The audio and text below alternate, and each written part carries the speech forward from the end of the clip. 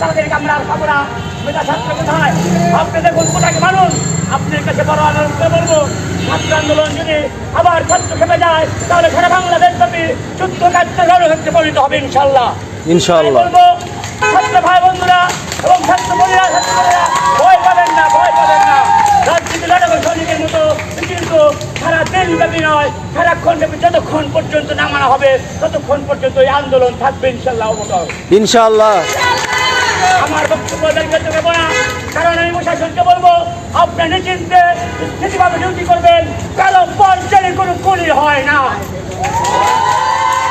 এই গুলি হলে বাংলাদেশের ছাত্রছাত্রীরা কাউকে ছাড়বে না, কারণ শেখ হাসিনা আপনাকেও ছাড়া হবে না। ভয় পাইনি, ভয় পাবো না। ছাত্র আন্দোলন মানেই এই বাংলাদেশের ঐতিহ্য আন্দোলন, ঐতিহাসিক আন্দোলন। এই বক্তব্য শেষ করছি। খোদা হাফেজ। বাংলাদেশ জিন্দাবাদ। Thank you.